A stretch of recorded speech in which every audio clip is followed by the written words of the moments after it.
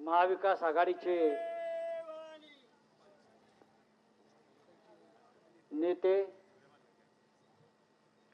राष्ट्रवादी काँग्रेसचे प्रदेशाध्यक्ष जयंतराव पाटील, आमदार अरुणदादा लाड, आमदार सुमनताई पाटील, कांबळे सर, माझे सहकारी नितीन बामगुळे पाटील, सुमनताईंचं मी घेतलं ना, वहिनीचं नाव घेतलं, आणि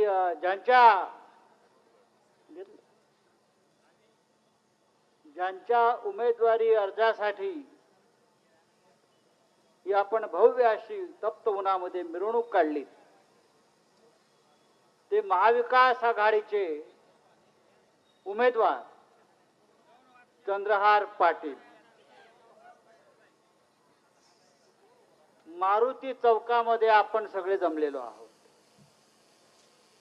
बाजूला छत्रपती शिवाजी महाराजांचा भव्य अश्वारूढ पुतळा आहे. उजव्या बाजूला प्रसिद्ध मंदिर आहे सांगलीचं. आणि मला खात्री आहे, जसं चंद्रहार पाटील यांनी सांगितलं की या चौकातून, या मारुती चौकातून अनेक पहलवानांनी कुस्ती बरोबर आपल्या राजकारणाचा डाव सुद्धा टाकला आणि यशस्वी झाला. ये वाला लेते हैं. Inverter AC. आप गैम्बलर हो ना? गैम्बलर? जुआ खेलते हो ना? तुम जुआ खेलते हो? अरे नहीं, ये तो कुछ भी बोले जा रहे हैं. इतनी महंगी और नाजुक एसी खरीद कर स्टेबलाइजर नहीं लोगे तो ये जुआ नहीं हुआ तो क्या हुआ? सिर्फ एक फ्लक्चुएशन आपके इन्वर्टर एसी के पार्ट्स को डैमेज कर सकता है. उसे वी गार्ड से सुरक्षित रखिए. V Guard, India's number 1 stabiliser. त्याच मारुती चौकात महाविकास आघाडीचा पहलवान आज उभा आहे. मी सर्वप्रथम आभार मानतो जयंतराव पाटील आणि राष्ट्रवादी काँग्रेस पक्षाचे. मी आभार मानतो सांगलीतले काँग्रेसचे नेते आमदार विक्रम सावंत, विश्वजित कदम या सगळ्यांनी आज आजच्या या आपल्या उमेदवारी अर्ज भरण्याच्या कार्यक्रमात सहभाग दाखवला. महाविकास आघाडी संपूर्ण महाराष्ट्रामध्ये एक आहे. त्याच्यामुळे सांगलीमध्ये काही वेगळं घडेल हे तुम्ही डोक्यातून काढून टाका. महाराष्ट्रातल्या 48 जागा महाविकास आघाडीला जिंकायच्या आहेत.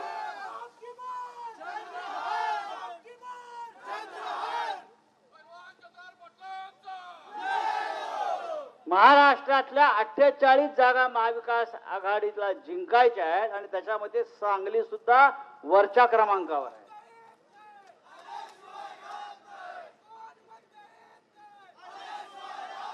सांगली ही क्रांतिकारकांची भूमी आहे. मगाशी नितीन बामगुळे पाटील आपण सांगितलं की सांगलीमध्ये स्वातंत्र्य लढ्याची ठिणगी पडली. त्या काळात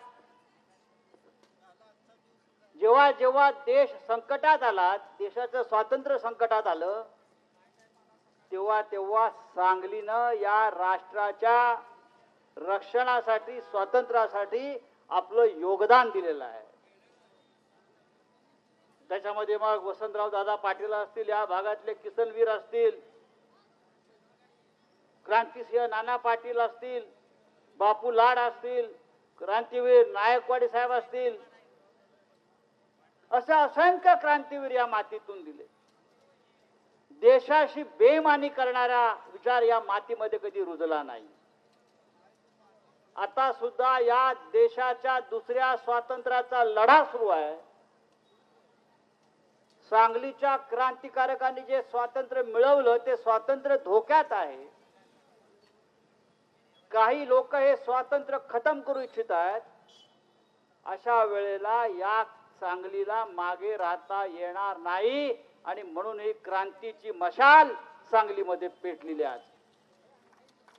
आणि ती मशाल आपल्या महाविकास आघाडीच्या उमेदवाराच्या हाती. अब की बार ये मोदी बीज नहीं चलेगा. ही ईस्ट इंडिया कंपनी आहे. मोदी म्हणजे ईस्ट इंडिया कंपनी आहे. ही मोदी आणि गुजरात लॉबी म्हणजे ईस्ट इंडिया कंपनी आहे. त्यांना आपल्याला घालवायचं आहे आणि सुरुवात आपल्याला त्या क्रांतीची सांगलीतून करायची आहे.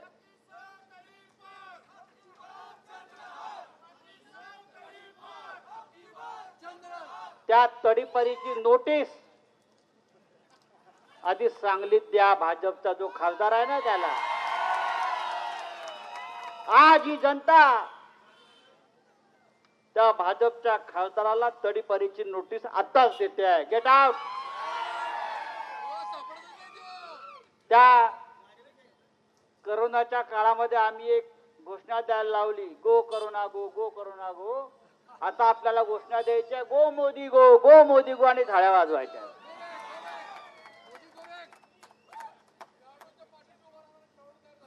हा, नक्कीच ही आपण जबाबदारी घ्यायची आहे सगळ्यांनी. मीच बोलणार, दुसरं कोण बोलणार? अरे ईडी बिडी सगळं जाईल नंतर, काय काळजी करू नका तुम्ही. त्या ईडीच्या बापाला मी घाबरत नाही. चला, असे किती आले किती गेले.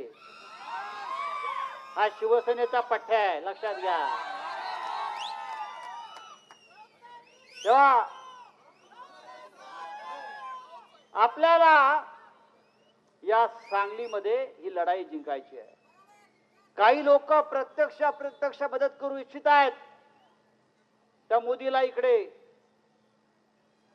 त्यांची काळजी करायची नाही. जनता त्यांचा काय करायचं ते करेल. पण आम्हाला खात्री आहे ही लढाई एकाच एकच होईल आणि त्या कुस्तीमध्ये आपला पेलवान विजयी होईल.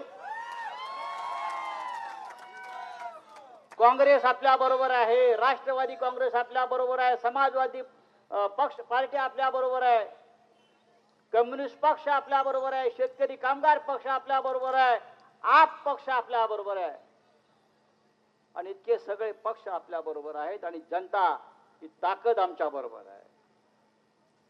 आता या तप्त उन्हात आपण फार काळ चालताय, उभे राहताय. मी आपला फार वेळ घेणार नाही.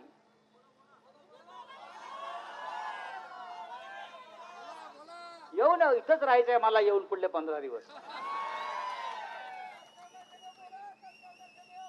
तेव्हा आपण सगळ्यांनी आजपासून कामाला लागायचं आहे. जयंतराव बोलतील,